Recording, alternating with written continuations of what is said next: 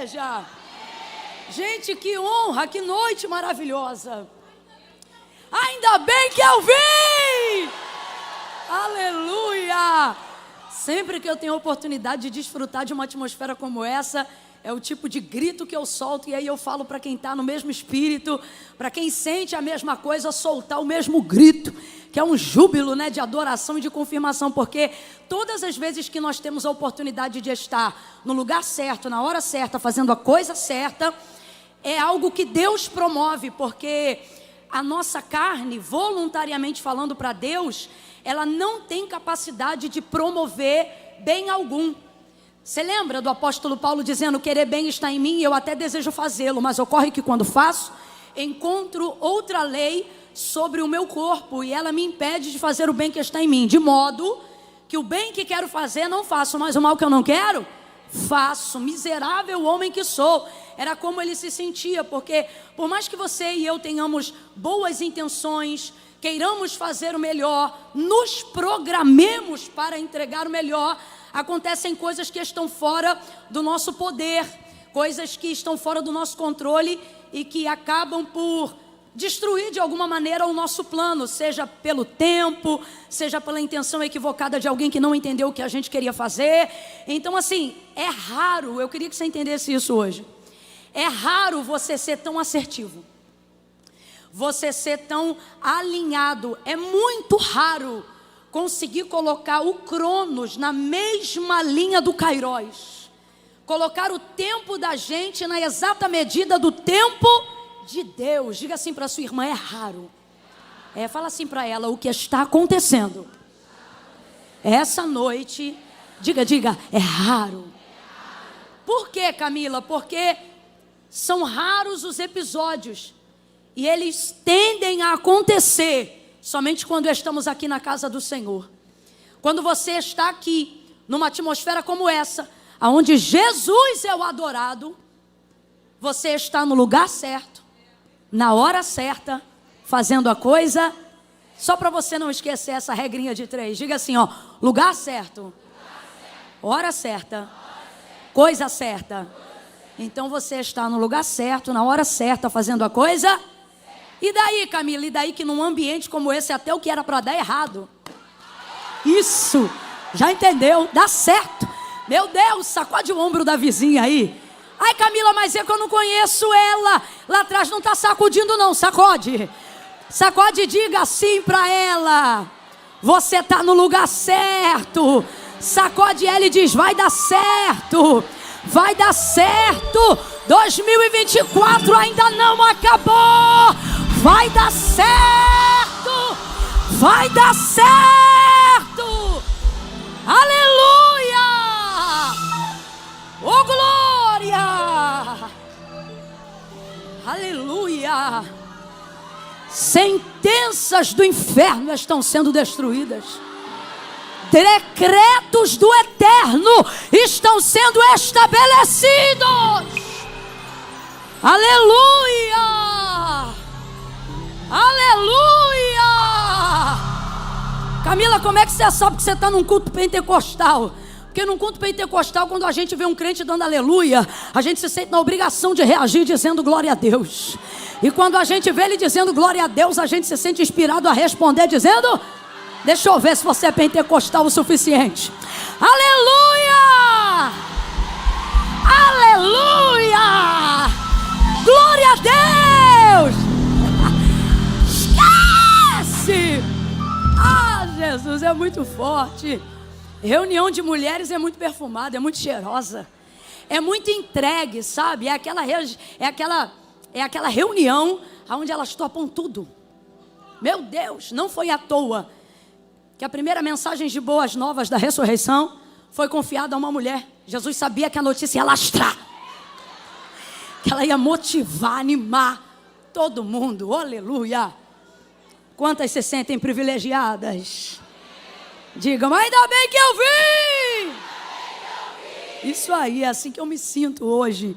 Deus abençoe a sua vida. Pastor Elaine, muito obrigada. Meu Deus, você que é maravilhosa. Mano, eu ri muito. Aonde é o Espírito de Deus, ali há liberdade. Tá leve isso aqui, não tá? Rapaz, não tem um demônio numa região de 10 quilômetros ao entorno dessa igreja. Está muito leve. E isso se dá por essa maneira que a pastora Elaine tem de conduzir as coisas, né? Ela não diminui ninguém, mas também não levanta ninguém mais alto do que Deus. É uma característica maravilhosa, né? Eu estou cada vez mais apaixonada. À medida que conheço um pouco mais, vou gostando um pouco mais. Você é maravilhosa. Gente, eu vou dar jeito do pastor Bruno não estar quase nunca, só para ela ficar soltinha direto. Querida demais, Deus abençoe. Deus abençoe todas as mulheres. Mateus, Evangelho do Senhor Jesus, segundo escreveu Mateus. Deus abençoe, feliz de estar na abertura, porque eu não sei se a abertura acontece em todos os dias ou só na abertura de fato, né? Mas eu estou feliz que eu pude presenciar essa abertura. Gente, que coral! Quantas chegaram aqui e viram a abertura? Meu Deus, vocês ficaram felizes? Se elas cantam mais um minuto, eu subo a escada. Foi demais, meu Deus do céu, que coisa mais linda. E eu estava na torcida, quando eu vi o cartaz, eu disse assim, Senhor, eu nunca tive a oportunidade de estar com a Raila. Falei, Senhor, faça com que a Raila esteja no meu dia. E Deus ouviu minha oração, Raila. Nada, ouviu a minha, que eu oro há mais tempo, me respeita. Que honra estar aqui com você. Deus abençoe sua vida. Eu ia vir com esse blazer, a gente ia fazer uma dupla. E a sorte é que eu uso tanto, que os outros acham que é uniforme. Eu falei, hoje não. Mas faltou pouco, mais um pouco eu vinha. Eu amo esse blazer. Você é toda estilosa, maravilhosa, brabíssima. Deus abençoe sua vida. Feliz de rever aqui Sara. É outra braba. Esqueça tudo. Soltou uma pedrada aqui antes de mim. Falei, Jesus, para ela que eu tenho pouco prego hoje. Me ajuda, Senhor. Maravilhosa, ungida, cheia. Você vai viver tudo o que Deus tem para você. E por mais que você esteja aí nos ares, porque Sara trabalha voando, Deus ainda vai te levar mais alto que a Latam. Muito mais alto, viu? Creio nisso com todas as minhas forças. Creio mais que você, me respeita. Creio nisso. Gente, não é vinho não, tá? É Gatorade.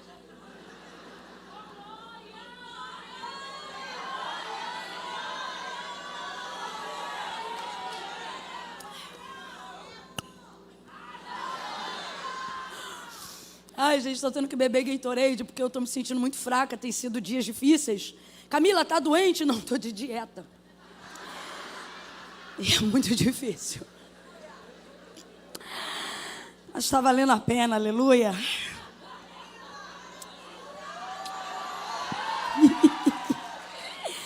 Mas é peleja, tá, minha filha? Misericórdia.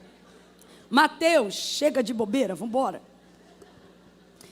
Ai, vocês sabem, né? Quando eu estou cansada, eu tenho que vigiar para não chamar Jesus de Genésio. E hoje é o dia, toda conferência. Eu ministro nessa igreja algumas vezes no ano, poucas inclusive, né?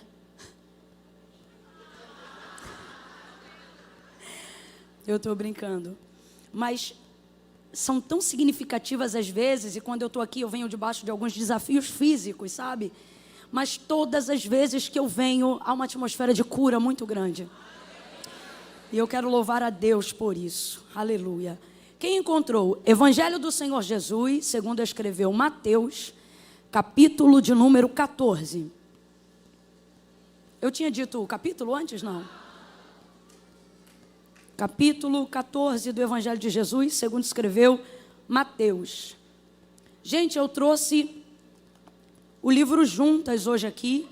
Eu sei que muitas de nós já possuímos esse livro, mas eu quero dizer para você, corre para uma última chance, porque essa é a nossa última edição limitada dele, viu? Tá vindo coisa nova aí, mas ele é precioso demais e a gente não pode perder aquilo que Deus nos confiou, viu? Então, se você desejar adquirir, aproveita, porque o lote está acabando. Tá bom? Tá aí. Tem também o dia a dia, que na verdade é manhã e noite com o Spurgeon. Quem já trabalha comigo na mentoria que eu realizo, sabe que isso aqui é praticamente um material didático para quem precisa desenvolver um chamado. E um dos motivos não é só por ser, sem dúvida, um dos maiores pregadores do século XIX, Charles Haddon Spurgeon, mas principalmente porque ele traz a proposta de manhã e noite dentro da prática devocional. Camille, o que isso significa? Significa que pessoas que querem ser mais intencionais precisam ser mais intensas. Senão você não consegue romper nas áreas que você precisa. Então vou falar rasgado que é para todo mundo entender. Para quem é esse devocional? Para quem entende que não dá mais para oferecer 10 minutos de devocional para Deus por dia. Para quem entende que falar com Deus um dia, uma vez só no dia, está muito pouco. Está muito pouco. Então se você quer intensificar isso, esse é sem dúvida para mim um dos melhores devocionais para desenvolver intensidade devocional, tá? Tem também o Spurgeon para adolescentes e jovens. Quem tem filhos adolescentes aí, diga, me ajuda, Deus! Ele vai te ajudar com esse daqui também, tá bom? E uma das melhores versões da Bíblia, para quem estuda e quem prega, versão King James. Essa Bíblia é linda. Rosinha clara, capa de couro, tá? Eu só trago ela quando eu tenho a oportunidade de ministrar aqui no Rio e no Sul Fluminense do Rio de Janeiro, porque ela é pesada. Tá bom? Então, se você desejar, hoje está disponível esse material para você desenvolver melhor sua vida espiritual, tá? Vida espiritual não vem com espírito, vem com conhecimento. As minhas palavras são palavras de vida e de espírito, ou seja, para o espírito se movimentar, ele vai passar pela palavra. Você que aí é do espiritual, mas só ora, pedi e não recebeis porque pedi mal, porque não conheceis o poder de Deus e nem as escrituras, as palavras. Então tem que passar por aqui. Quem entendeu, diga amém. Mateus 14, diz assim o texto, a partir do versículo 14 também. Saindo Jesus viu uma grande multidão, e possuído de grande compaixão para com ela, curou seus enfermos. Chegada a tarde, os seus discípulos aproximaram-se dele, dizendo, o lugar é deserto e a hora já é avançada. Despede a multidão para que eles possam ir pelas aldeias e comprem comida para si. Jesus, porém, lhes disse, não é preciso que se retirem, dai-lhes vós mesmos de comer.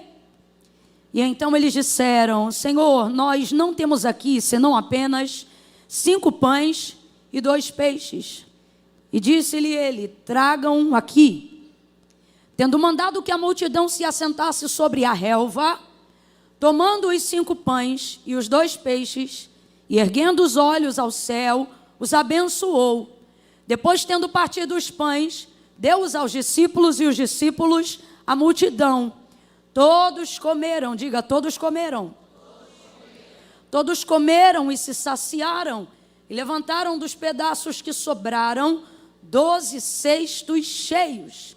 E os que comeram foram cerca de 5.000 homens, além de mulheres e crianças. Diga amém por essa palavra. Aleluia. Esse dia foi, sem dúvida, um dos dias mais difíceis para Jesus. É um dos raros episódios no texto sagrado em que ele manifesta o desejo de ficar sozinho, mas não só por necessidade de orar e de falar com Deus, mas movido por uma tristeza. E como é que a gente sabe disso? Do versículo 13 para cima do capítulo 14, chegando em casa você pode debruçar melhor sobre o texto. Inclusive eu te aconselho que você faça isso. E ali você vai perceber qual é o contexto que Jesus está inserido para logo depois, neste mesmo capítulo, realizar um dos milagres mais conhecidos do Novo Testamento, que foi a multiplicação dos pães e dos peixes. Qual é o contexto, Camila? Ocorre que João Batista, primo e amigo de Jesus, já estava preso, e ele agora vai ser assassinado, né? Vai morrer. Sua cabeça será cortada, ele será degolado. Na verdade, ele já foi, nessa ocasião, degolado, e o seu corpo já havia sido sepultado. Quando os discípulos de João Batista souberam o que aconteceram, imediatamente foram contar para Jesus e os seus discípulos. Jesus já sabia que isso ia acontecer, mas a sua condição humana não privava ele dos sofrimentos de tal condição. Existem pessoas que querem minimizar os sofrimentos de Cristo por ele ser o Filho de Deus. Mas é justamente ao contrário. Muito provavelmente aquilo que eu e você soframos hoje como pecador, para ele deveria ser muito maior até. Por quê? Porque uma coisa é você sofrer por sua própria conta e risco. Do que se queixa o homem, diz a palavra? Das suas próprias concupiscências. A maioria das nossas reclamações tem a ver com as nossas próprias procrastinações, defeitos, delitos e pecados. Agora, que pecado tinha o Filho do Deus vivo? Então é muito mais difícil você pagar por coisas que você nunca deveu. Então, Jesus na sua humanidade, ele vai viver ela na sua totalidade. Ele vai sofrer como qualquer homem de dores. E eu gosto de frisar isso, porque eu acho absurdo que alguém seja tentado a imaginar que qualquer sofrimento de Jesus tenha sido menor por ser filho de Deus. Isso é um erro grave, grave. Isso minimiza a obra de Cristo e limita o maior exemplo que ele deu ao mundo. Então, jamais ouse dar vazão a pensamentos que colocam Jesus numa condição aonde para ele não dói tanto. Afinal, ele é o Filho de Deus. Com ele não machucava tanto. Afinal, ele é o Filho de Deus. Isso é um absurdo. Repreenda seus pensamentos. Jesus vai sofrer mais do que muitos homens sofreram, acima do que todos os homens sofreram. E o fato de ser Filho de Deus não lhe dava uma garantia gratuita de que ele conquistaria tudo o que havia sido prometido a ele. Se você for ler as cartas de Paulo, à medida que elas mencionam a obra de Cristo, não só no Calvário, mas aquilo que ele fez enquanto o seu corpo estava sepultado, enquanto o seu corpo estava na sepultura, vai mostrar que tudo que ele tem, tudo que ele é e tudo que ele faz, não tem, não é e se tornou quem é, porque ele foi dado, mas porque ele conquistou. O texto diz que tudo que ele recebeu e o nome que lhe foi dado, acima de todo nome, não foi recebido gratuitamente por hereditariedade de ser filho de Deus. Mas o texto diz categoricamente que ele sofreu, sujeito às mesmas paixões, padeceu, moído pelas nossas transgressões. O castigo que nos traz a paz estava sobre ele, e pelas suas pisaduras nós fomos sarados. Enquanto Jesus é assunto aos céus, no livro de Atos dos Apóstolos, capítulo de número 1, ele vai viver uma realidade de autoridade que alguém só pode adquirir sob efeito de conquista. Camila, eu não estou entendendo, vai entender agora. A autoridade que você deseja receber de Deus depende do quão ávido você está a conquistar territórios espirituais, conhecimento, unção, dons e talentos. As pessoas têm a ideia de que se umas são mais abençoadas do que a outra, é porque elas tiveram mais sorte na vida. Irmão, a autoridade não tem a ver com sorte. A autoridade tem a ver com sede. A autoridade tem a ver com disposição. Nunca pense que alguém é mais ungido, que alguém é mais consagrado, que alguém está mais capacitado, porque Deus derramou mais óleo sobre a cabeça dele, porque tal óleo é depositado pela graça, mas não é feito de maneira gratuita. A palavra de Deus na minha vida e na sua, ela precisa ter coerência com aquilo que Deus me garantiu nas regiões celestiais. Camila, eu não entendi. Vai entender. Quer mais, ora mais. Quer fazer mais, se entregue mais. O reino de Deus não é tomado por osmose. Não adianta você vir no culto, prestar atenção, mas não praticar, não reagir, não se envolver, não entrar. Reino de Deus não se adquire por osmose. Poder de Deus não se toma posse por osmose. Mas a palavra de Deus diz que desde os dias de de João Batista, uma régua é estabelecida. E qual é a régua? A partir de hoje faz-se guerra para entrar no reino do céu, do qual é tomado a força.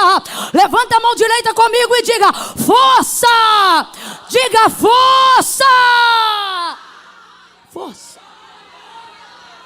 Não confunda. Não tem a ver com o meu timbre de voz, nem com o seu. Camila, eu não sou de demonstrar. Não, meu irmão, demonstração de força não tem nada a ver com o fato de ser forte. Ok?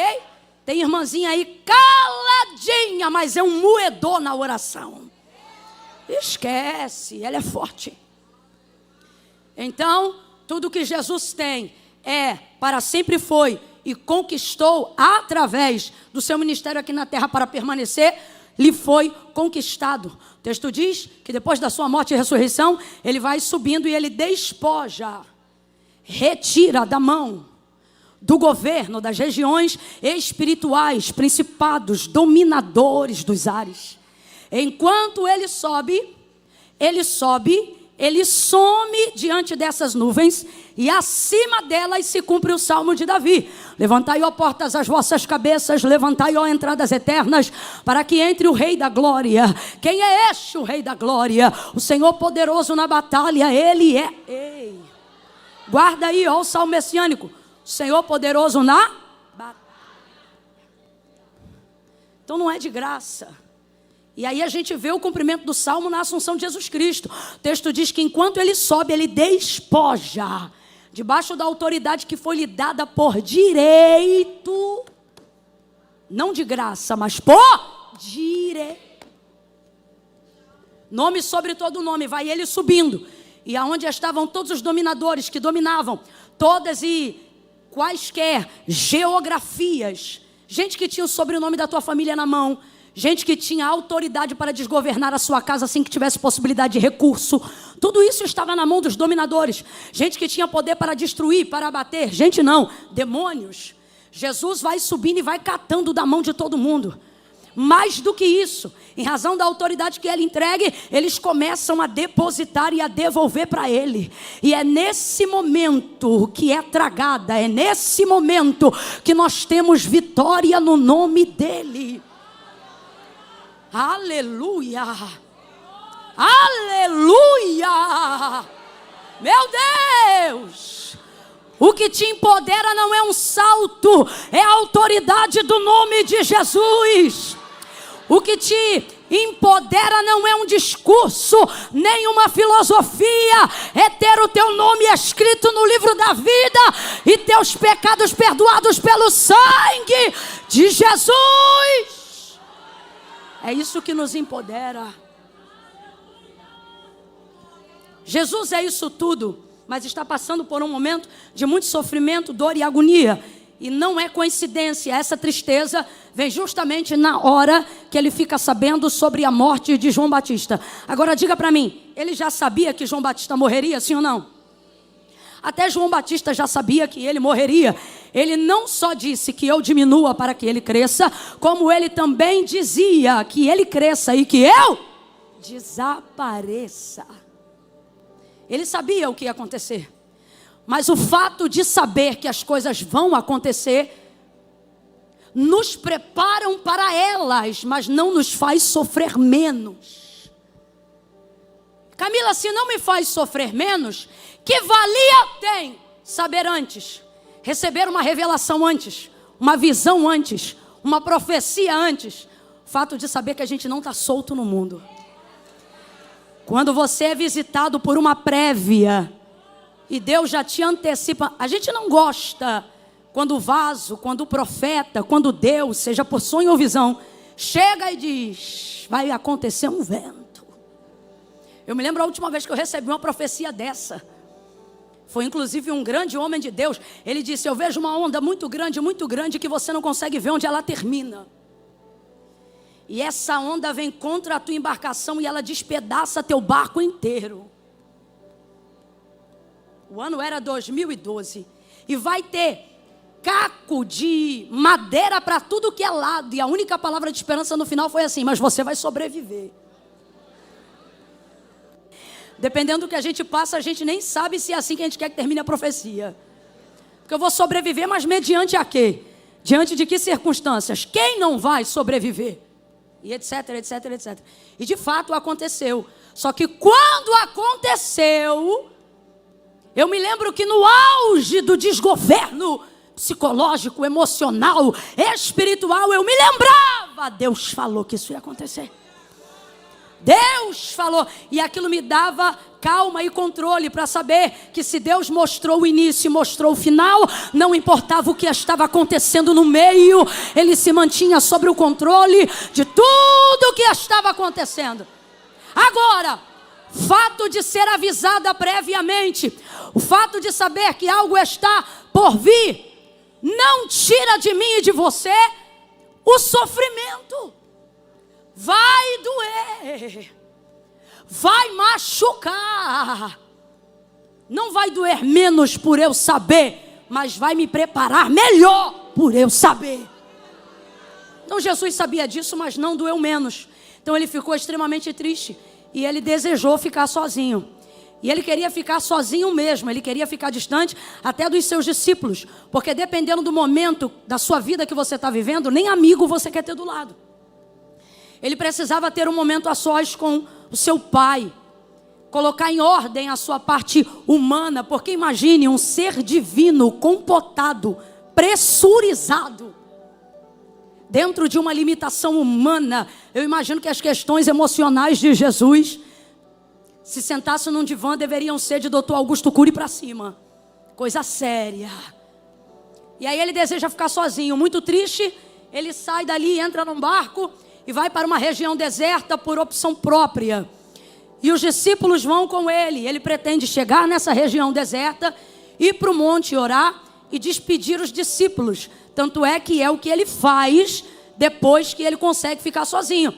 Ele vai para uma região, sobe a montanha, ora, os discípulos querem ficar com ele, isso jamais no final do texto, e Jesus os dispensa dizendo, podem ir e eu encontro vocês depois.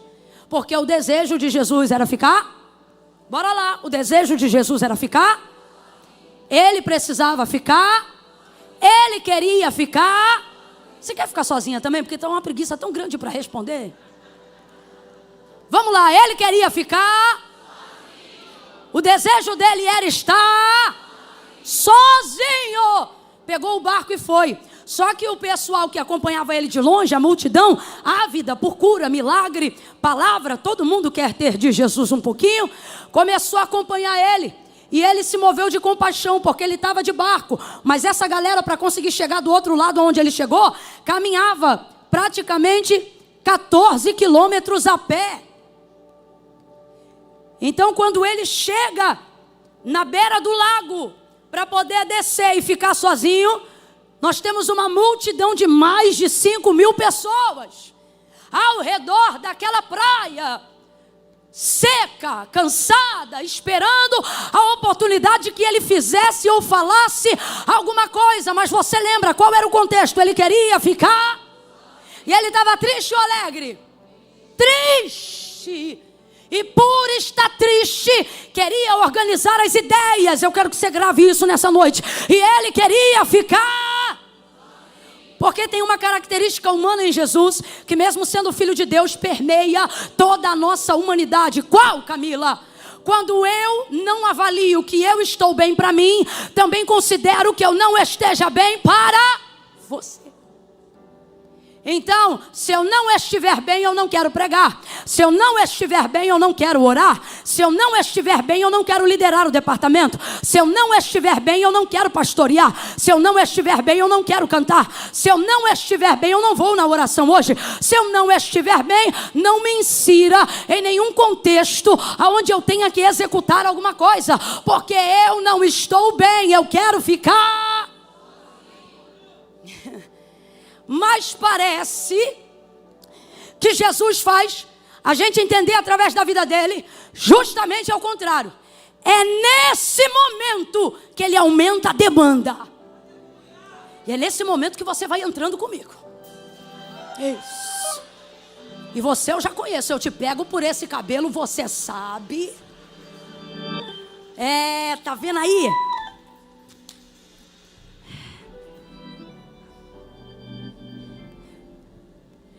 Deus aumenta a demanda nessa hora, na hora que a gente menos se vê capaz. Eu não tinha condições de pregar agora. Senhor, eu não tinha condições de que o meu ministério acontecesse agora. Aí o momento é de ficar sozinho na sua concepção emocional. Mas o pastor diz, eu preciso que você lidere o departamento este ano. Aí você diz, não é possível. Alguém está dizendo, eu vou aumentar o seu cargo na empresa. O salário aumenta, mas a demanda também. E você sabe que isso é resposta de uma oração que você fez um tempo. Mas na época que você orava isso, você estava bem, você se sentia pronta. E agora você diz, não é possível que esta empresa e que esta representação vai me chamar justamente agora. Agora eu não estou bem, agora eu estou triste, agora eu sou dependente de remédio, agora eu estou tratando a depressão, agora eu estou passando um problema no casamento, eu não estou bem, eu preciso ficar sozinho. Aí vem cargo, vem convite, vem conselho, vem agenda, vem problema na família, vem pedido de oração, e você diz, eu preciso ficar sozinho, porque eu não estou bem. E Deus dizendo, aumenta a demanda, que eu vou mostrar para ela o que acontece quando ela não está bem. Eu vou mostrar para ela quem é que cobre o expediente dela quando ela está precisando de folga. Não abra a boca e diga não. Faça como Maria, eis-me aqui, cumpra-se em mim a vontade do Senhor. Quando Jesus vai descendo do barco, o que ele queria era ficar sozinho, mas a demanda da multidão não deixa. A multidão não deixa. Eu vou traduzir para miúdos. A fatura do cartão não deixa. Os boletos bancários não deixam. A quimioterapia não deixa. Eu quero ficar sozinho, mas os filhos não deixam. A escola não deixa. O ministério não deixa. As mulheres vitoriosas não deixam. Ah, Deus, eu peguei esse barco e fui, porque o Senhor sabe, eu preciso ficar sozinho. E qual é a nossa ideia nesse momento? Eu não sou útil para o Senhor em nada agora. Só que parece que é nessa hora que o Senhor diz, para nós, é a hora que você fica mais maleável na minha mão.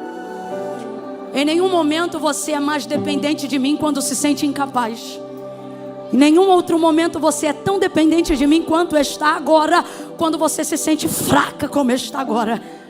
Só que você está tão acostumada a dar expediente, a ser maravilhosa, a ser intensa, que quando você não está bem, você pensa que não presta para mais nada. E o Senhor está dizendo para alguém, quando você não faz, para mim você ainda é. Então para eu fazer, eu não preciso que você faça, só preciso que você continue sendo. E o que você é? Você é uma bênção. Olha para quem está do teu lado agora e diga para ela, você é uma bênção.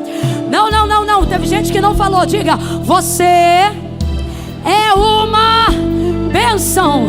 Fala pra ela, você é top, você é crente, você não tem sossego pra ficar sozinha, porque todo mundo tem um testemunho com você, da hora que você orou, do dia que você abraçou, da campanha que você fez, da palavra que você liberou. É por isso que tu não tem paz pra ficar sozinha, porque você é uma bênção. Todo mundo quer estar aonde você está, e se você não for, tem gente que nem vai, porque você motiva, você anima, você levanta, você faz gente caminhar. Quem está entendendo, diga amém. Então repreenda aí na tua cabeça aí agora. Melhora aqui só mais um pouquinho para mim, por favor. Repreenda aí da sua cabeça agora e diga assim, eu... Não, não, não, tá faltando convicção aí. Diga, eu sou uma bênção. É uma bênção. Vou falar bem no carioquês. Cara, você é uma bênção. Por isso que você não está conseguindo desfrutar de paz para se isolar. Com todo o testemunho que você vem trazendo até aqui, como é que agora foge e passa desapercebida? Como é que agora some e ninguém nota? Você sabe como você percebe que você alcançou relevância? Não é quando você está presente, é quando a sua ausência grita mais do que a sua presença. Aí nessa hora você diz, alcancei algum reconhecimento. Então, e o que vai ajudar Jesus a fazer o que por espontaneidade, salvo pelo ministério, ele não faria naquela hora? O texto diz, compaixão. Camila, aonde eu vou conseguir recurso para atender uma demanda que me aperta e que eu tenho que saldar? Porque se tu pudesse desviar da demanda, tu desviava. Só que entenda, para Jesus ficar sozinho, ele não vai conseguir fugir da multidão, ele vai ter que resolver a questão da multidão para ser liberado. Então veja, não é que a gente é super responsável não. Quando você vê uma mulher dando conta de algo que Deus está dando graça a ela para dar conta, você pensa assim, nossa, que inspiração, né? Fulana é tão responsável. Nada, rapaz, ela sabe que enquanto não resolver, ela não respira. Enquanto não liberar aquela demanda, ela não vai conseguir alcançar um objetivo pessoal. Então, veja, Jesus tem que resolver isso. E de onde virá a motivação para que outras pessoas recebam tanto dele, quando ele mesmo não se vê motivado a fazer nada naquele momento? Tem um nascedouro fortíssimo, e a gente tem que ter essa fonte na vida. Se você cavar essa fonte na vida, é a fonte que não deixa de jorrar água. Chama-se compaixão. Qual é o nome da fonte? O que faz a esperança renascer? O que te dá força para fazer pelo outro o que você não teria força nem para fazer por si mesmo? Compaixão é uma força poderosa e é o recurso que o céu usa para fazer milagres. Todos os milagres, se não a maioria daqueles que Jesus realizava, tinham como objetivo de motivação, não de resultado, mas de motivação principal a compaixão. Ele se movia de compaixão pelas pessoas. A compaixão tem sido desprezada por causa do nosso egoísmo. Acreditamos que o nosso tempo só é útil se ele for primeiro nosso. Acreditamos que só vamos ser capazes de fazer o que as pessoas precisam que nós façamos se primeiro organizarmos a nossa vida. Então estamos numa disputa desenfreada para quem gere o próprio tempo melhor em prol de si mesmo. Nunca vivemos uma geração de tanta tecnologia e ao mesmo tempo de tanta ocupação. Nunca vivemos uma era onde deveria ser mais fácil para que tivéssemos mais tempo, mas ocorre que quanto mais fácil fica, parece que menos tempo a gente tem. Hoje você consegue ter uma comida em casa através de alguns toques no celular. Hoje você consegue organizar um evento sem depender de reunião presencial o tempo todo. Você pode fazer videoconferência, WhatsApp e tantas outras coisas. Comunicação em larga escala através da rede social. Mas nunca houve-se um tempo onde as pessoas estiveram com tanta falta de tempo. E por que que isto está acontecendo? Pelo aumentar da iniquidade, o amor de muitos está se esfriando. E o amor é a mola propulsora da compaixão. Agora, vamos falar rapidamente sobre o que é a compaixão? A capacidade de se mover pelo outro. Resumindo, sabe quem consegue fazer isso com despretensão plena? Filhos. Filhos fazem isso com mães e pais. Se não dependesse do teu filho, aquela patroa não te via na segunda-feira.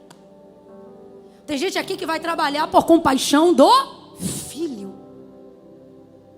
Outras aqui que sustentam a oração em prol de um marido que ainda não se converteu, com uma vida devocional piedosa, por compaixão ao ministério que recebeu, a palavra que vela para cumprir. A compaixão, ela é um dispositivo poderoso. Ela faz a gente encontrar capacidade de fazer para os outros aquilo que não encontraríamos capacidade se a motivação fosse só nossa. Então, quando você pensar assim, não me sinto motivada a fazer nada pelos outros, pode ter certeza, é porque você não está se sentindo motivada a fazer nada por você. Camila, e se eu não consigo fazer nada por mim, como então desenvolverei compaixão para fazer pelos outros? A resposta então está: pare de achar que você é inútil para os outros quando você não estiver conseguindo ser útil para você. E então você vai encontrar força para se realizar através daquilo que você tem sido capaz de fazer para a vida das outras pessoas que estão à sua volta. Jesus desce do barco com muita compaixão, porque eles tinham fome e haviam caminhado muito. Então ele pensa, talvez naquele momento, humanamente falando, que não teria recurso próprio para oferecer àquelas pessoas. Mas ele é o Filho de Deus e tem toda a fé que move o mundo. Então ele desce e começa a operar milagres e a pregar a sua palavra. E por compaixão naquele dia ele cura a todos. Todos. Não é sempre que ele cura a todos. Normalmente ele cura a muitos. Mas naquele dia ele curou todos. Ah, não. Tem algo aqui que a gente não pode perder. Por isso eu vou repetir. Normalmente ele curava muitos, mas não curava todos. Mas neste dia não curou a muitos, curou uma plenitude, uma totalidade se esconde atrás da nossa fraqueza.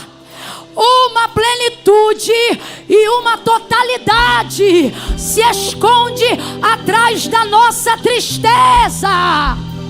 Deus está dizendo pra gente: quando você está triste, deprimida, não significa que você não é capaz. É justamente nessa hora que eu tenho a oportunidade de te mostrar que eu sou. Houveram dias mais alegres, houveram dias de maior disposição, e neste dia ele curava a muitos. Completa para mim, por favor. Nos dias em que ele estava bem, nos dias das grandes cruzadas, ele curava a... Pode olhar em casa depois. Ele curava a... Mas esse texto é raro, porque em um dos seus piores dias, antes do Getsemane, que foi o pior dia, neste dia ele não cura muitos. Neste dia ele cura todos os enfermos que estavam lá. Pegue a mão dessa mulher aí agora, vai. Segure a mão dela, segure a mão dela, segure a mão dela, sacode ela e diga assim: da fraqueza, Deus tira a força. Da tristeza, Ele traz plenitude.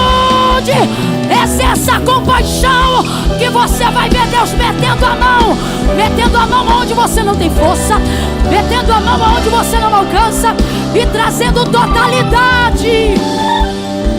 Grite comigo: plenitude, plenitude.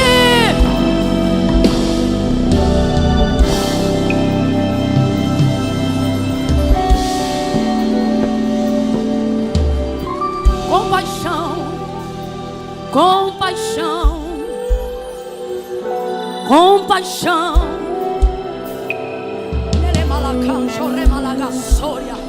Exerça a compaixão,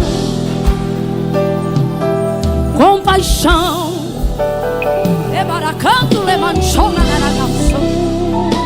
Compaixão. Vai triste, mas não deixe de ir. Faça o que tiver que fazer, como o que você puder fazer, mas não deixe de fazer, não deixe de fazer.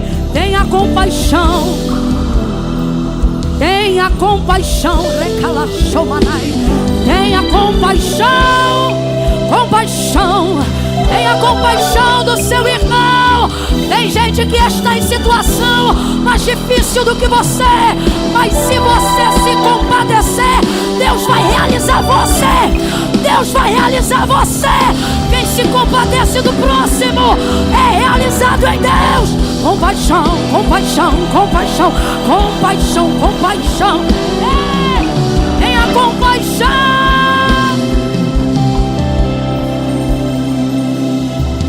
Compaixão alivia a depressão. Compaixão diminui a tensão.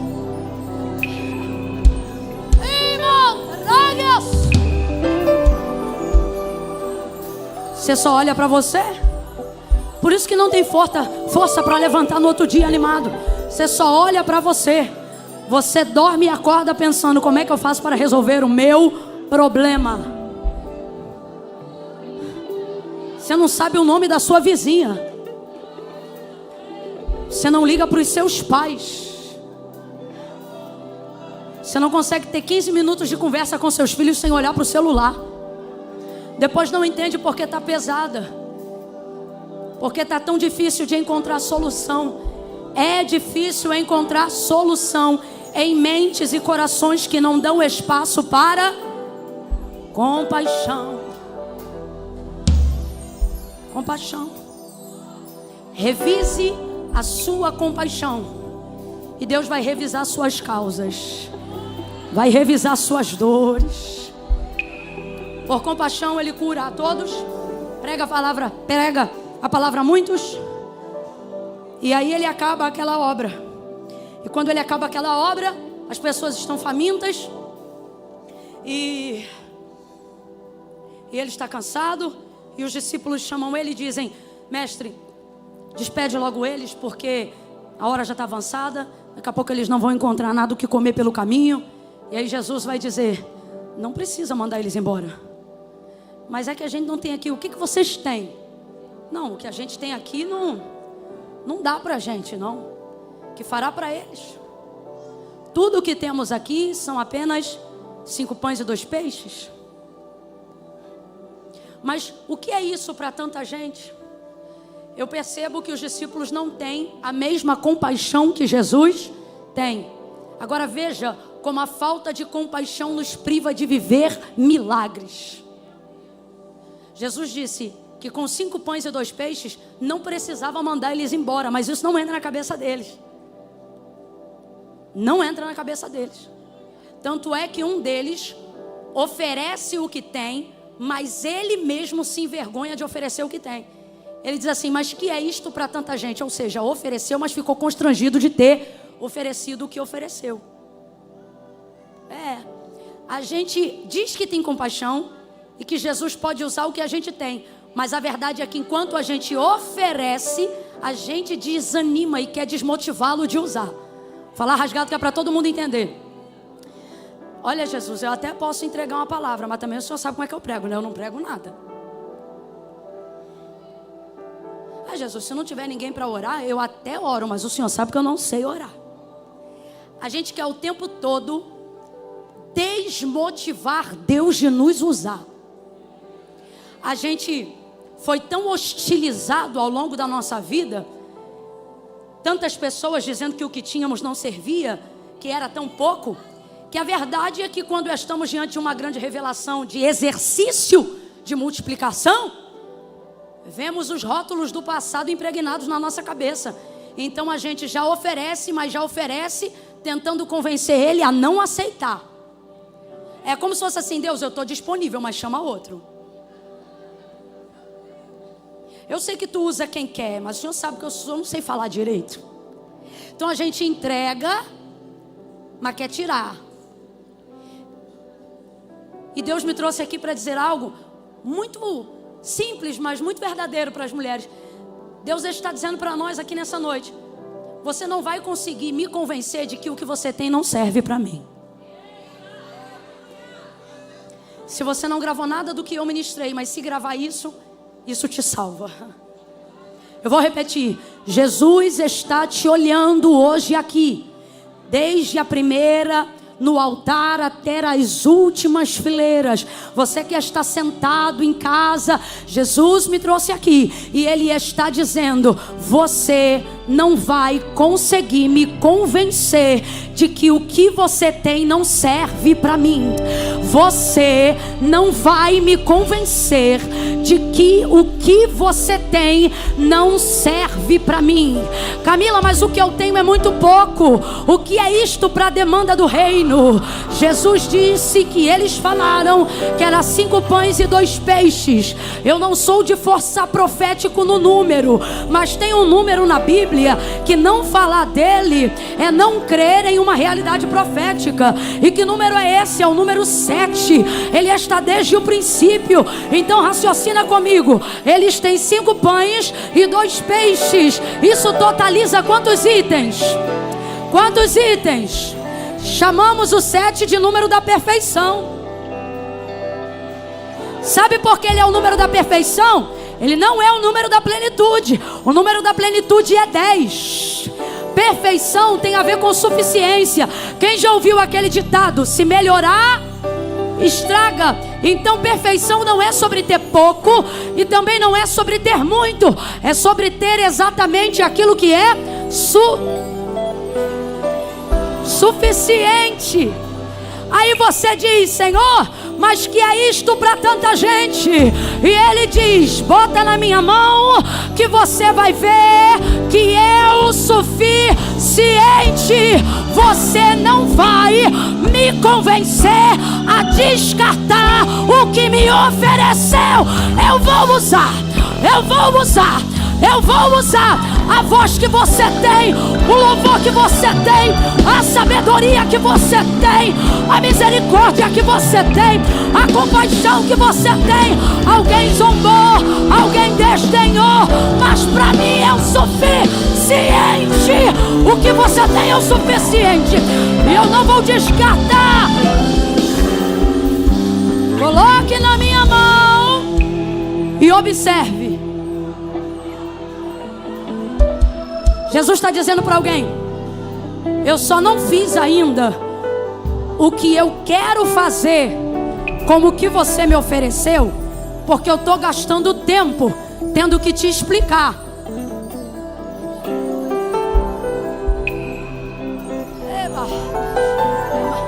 Jesus está dizendo: se você só me entregasse e calasse a boca, você já estava vendo mulheres e crianças comendo. Você já estava vendo homens se fartando. Você estava vendo cesto de pão voando para tudo que é lado, unção transbordando, gente sendo curada, família sendo restaurada, teu ministério sendo erguido. Mas você usa todo o tempo para convencer Deus de que o que você tem não é o suficiente. Então Jesus diz para os discípulos aquilo que diz para nós aqui nessa noite. Ele diz: traga-me aqui. Se Ele tem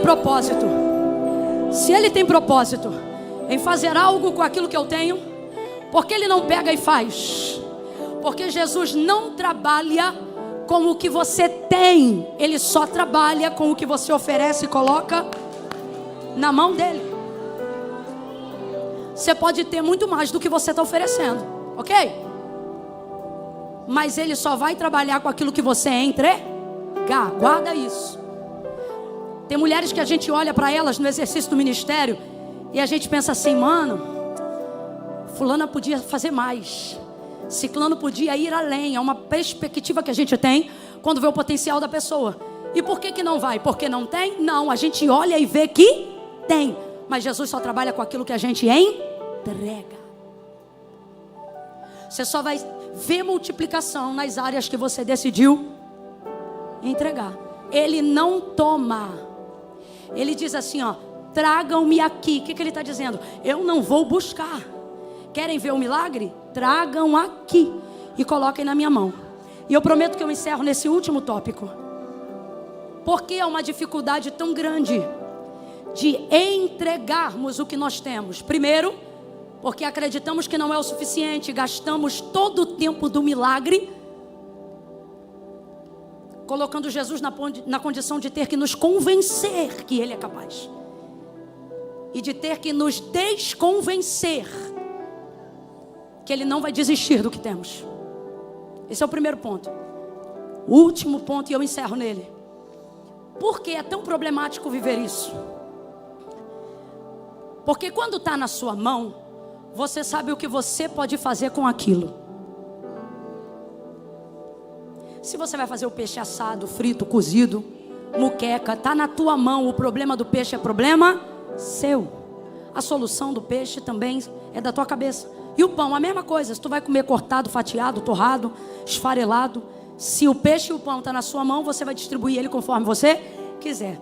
Então, por que tanta resistência de pegar aquilo que eu tenho e colocar na mão de Jesus? Porque na minha mão eu tenho o controle para fazer com aquilo que eu tenho, aquilo que eu quero. Mas na mão dele, todo mundo aqui sabe, perde-se o controle do que ele vai fazer com aquilo que eu chamo de meu. E isso é difícil, mano. Porque é você ver o que você chama de seu indo parar na mão de outro administrador. Então eles pegam os 5 pães, os 2 peixes. A primeira coisa que Jesus vai fazer é render graças. O texto diz que ele olha para o céu e rende graças. Olha para cá. Jesus nunca pediu Deus para multiplicar os pães e os peixes. Ele só levantou o pão e o peixe e agradeceu. Agradeceu pelos 5.000? Não, ele agradeceu pelos 5. Pelos 5 pães e os 2 peixes. Por que a escassez de milagre? Porque aonde não há compaixão não tem realização. Se não tem realização, a gratidão vai se esvaindo. Quem tem mania de fazer culto de ações de graça depois da vitória recebida, somos nós. Jesus nunca fez. Eu nem sei quem inventou isso. Jesus nunca fazia culto pelo que aconteceu. Ele fazia culto pelo que estava acontecendo. Pegou o pão, o peixe, ergueu as mãos e deu graças. Ele deu. Ele deu. Jesus está dizendo que o que leva a gente para o próximo nível é o quê? A gratidão. Dá graças. Você está dizendo, Deus multiplica. E Deus está dizendo, como é que eu vou multiplicar em cima do que você não é nem grato pelo que recebeu? Ele rende graças. Quando ele rende graças, ele parte os pães, distribui entre os discípulos e os discípulos vão distribuir entre a multidão. Mas é aqui, é nesse ponto que a chave vira. Aquilo que na mão deles era inteiro, o pão e o peixe, a primeira coisa que Jesus fez foi torná-los em pedaços.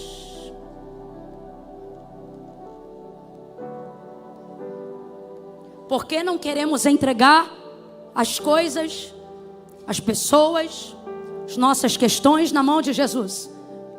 Porque se a gente for olhar para um texto profético como esse, a gente vai ver que a primeira coisa que ele faz com o que a gente entrega para ele é tirar de nós o direito de chamar aquilo de meu.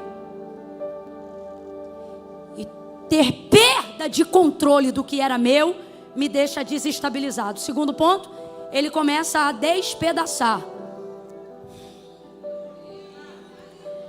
Não. Eu queria que você imaginasse a cena. Deixa eu ver se eu tenho aqui. Pensa numa coisa. Jesus de Nazaré. Pensa que você está guardando algo com o maior zelo, porque é tudo que você.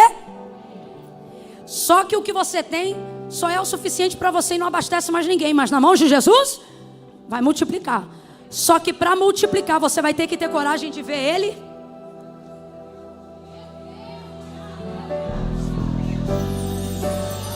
Sabe? Imagina, na sua mão era inteiro e na mão dele, ele começa a rasgar o pão e começa a distribuir. Eu imagino os discípulos olhando e pensando, na nossa mão era inteiro. Olha o que ele está fazendo com o que a gente segurou, com o que a gente cuidou, com o que a gente controlou. Tem alguém com peninha e Jesus está rasgando o pão, está pegando o que era inteiro e está tornando pedaços. Ele está dizendo, quer ver eu multiplicar?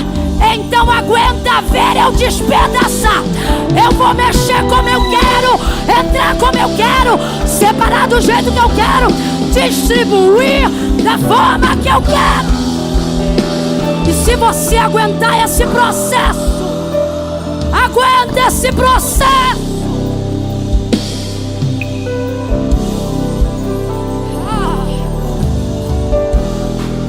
multiplicado. Quando aquilo que a gente tem já é tão pouco, e Ele pega o pouco que a gente tem e despedaça na nossa frente. Se a gente não vigiar, a gente pega o pão da mão dele e diz: o que é que o Senhor está fazendo? Não faça isso não. Mas Ele está dizendo: é desfazendo, é despedaçando que eu multiplico. Inteiro só você come, mas em pedaços come você, come teu marido, come teus filhos, come a tua família, come a tua comunidade, come a tua igreja, come o departamento que você lidera, come o teu setor de trabalho. Deixa Ele tornar em pedaços. Vai doer. Você vai se assustar.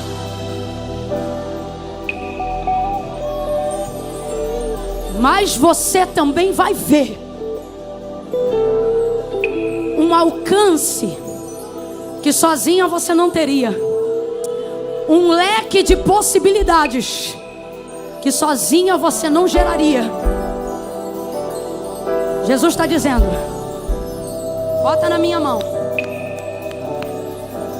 mas bota sabendo que eu vou tornar o que na tua é inteiro, na minha vai virar. Consegue nem falar, né? Na minha vai virar. Só que olha aqui pra mim, pedaço também alimenta. Vamos lá. Um bolo, imagine agora um bolo inteiro. Um bolo inteiro sobre a mesa. Você come um bolo inteiro de uma vez? Você come um bolo inteiro de uma vez? Para você que não entende o que Deus está fazendo com as suas coisas, imagine aí agora uma panela de feijão inteira. Você engole de uma vez todos os caroços e caldo de feijão como se fossem um só de uma única vez? Não. Chama-se medida cartesiana. Você fraciona para que você possa consumir. Porque se você deixa inteiro, até o que é comida deixa de ser comida e vira um ídolo. Não pode mexer, tem que ser daquele jeito. E às vezes o seu jeito de fazer, do seu jeito, criou em você o seu Deus. Então você tem possibilidades, mas não consome e nem consuma nada. Porque tem o seu jeito, da sua forma, e é sempre inteiro. Ninguém pode tocar, ninguém pode intervir, tem que ser do seu jeito, a sua maneira. Então você tem, mas não executa. Você poderia, mas jamais se realiza. Porque você tem o que é e o que serviria, mas a sua maneira de gerir impossibilita o consumo. Você está entendendo o que Deus está falando? Quando Jesus torna em pedaços, Ele viabiliza a multiplicação para que ela pudesse ser consumida. Então você diz: Jesus está acabando comigo. Jesus está dizendo: não, eu estou te dando possibilidade de consumir o que antes você só podia observar. Eu estou quebrando a idolatria que você foi gerando dentro de você mesmo. Eu vou falar rasgado que é para todo mundo entender. Irmão, tem gente aqui que tem conta no banco, mas tem gente aqui que tem ídolo no banco. Nunca pode ofertar mais do que o valor Y. Não, isso aqui é muito sério. E Mamon já é o seu Deus há muito tempo. Ninguém pode mexer, não pode virar um pedaço. Tem que ser inteiro a renda, o retorno, o investimento. Aí você diz também: tenho que trabalhar muito, tenho que trabalhar mais, porque você só conhece o esforço do seu braço. Agora, para quem decide ver Deus despedaçar, também vai viver multiplicação, que nenhum rendimento no banco dá com o mesmo equivalente retorno que só o céu pode dar. E não precisa ficar preocupado com o seu coração não, porque tem gente aqui que está tão apegada a Mamon, que fechou o coração agora pensando: será que vai tirar oferta? Até esqueceu que a oferta foi tirada. Eu não vou tirar oferta nenhuma não, é teu medo, né, de despedaçar o teu ídolo. Ele despedaça e distribui. Todos comem e ainda sobram quantos pedaços? Pedaço eu não sei, mas são muitos. Sobram 12 cestos cheios. Antes só tinha 5 pães e 2 peixes, mas agora tem 12 cestos. Foi bom ter entregado, sim ou não? Sim ou não? Então por que você não entrega? Porque você quer convencer Deus que o que você tem não é o suficiente. Entrega. Sussurra para a vizinha e diz para ela: entrega. Fica de pé do seu lugar em nome de Jesus.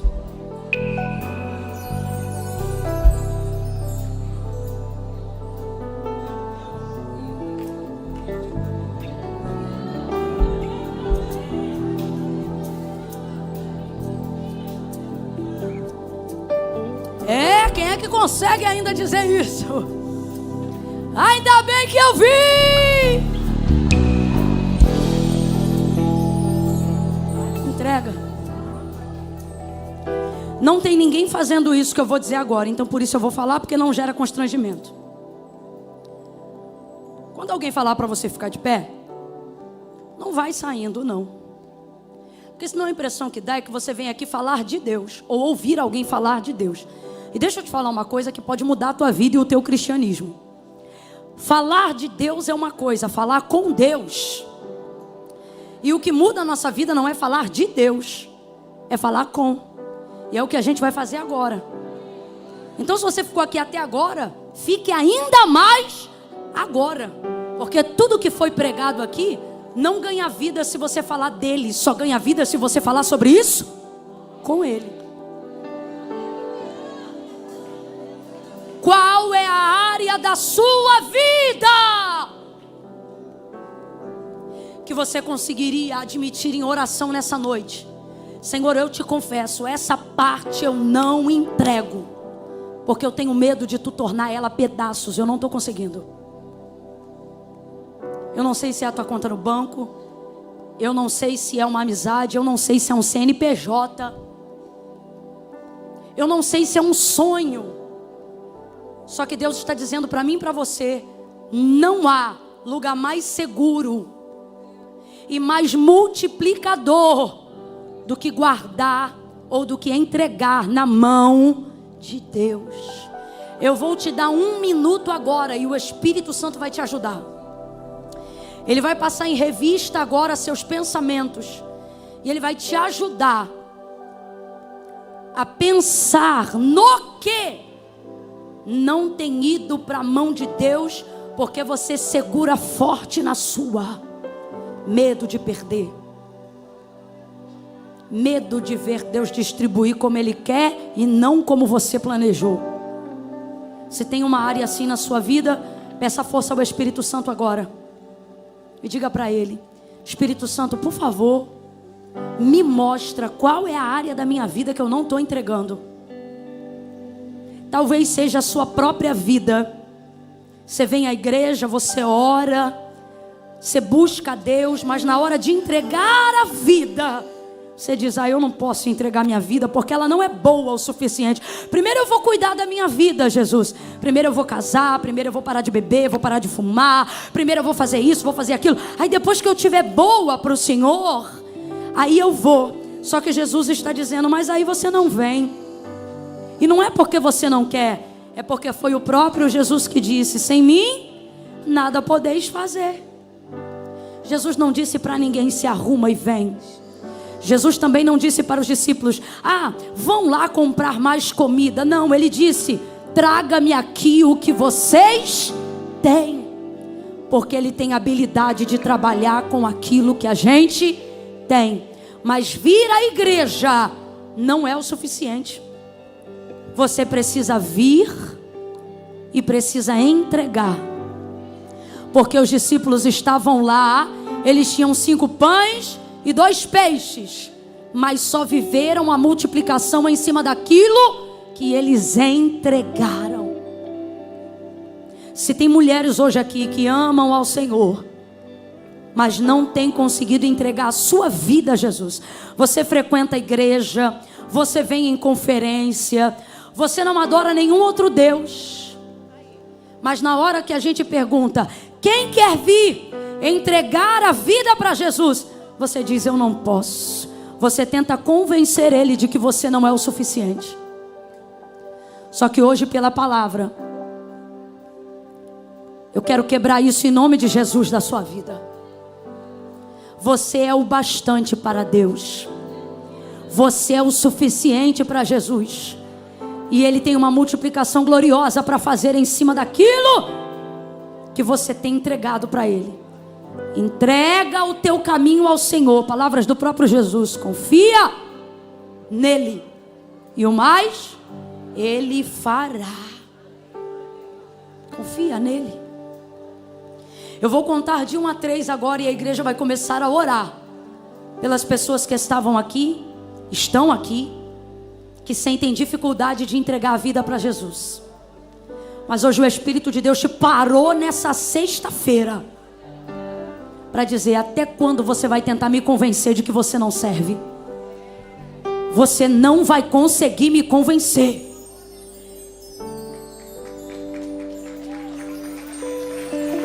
Amém.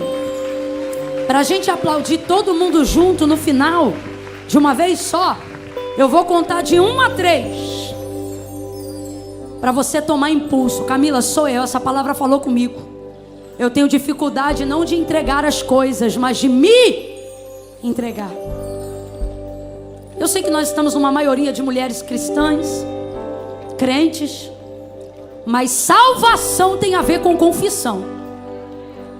Foi Jesus que disse: aquele que me confessar diante dos homens, eu também o confessarei diante do meu Pai que está no céu. Mas aquele que se envergonhar de mim, ficará envergonhado diante do meu Pai e dos anjos que estão no céu. Ah, Camila, é que eu sinto vergonha. A vergonha é passageira, mas tua salvação é eterna.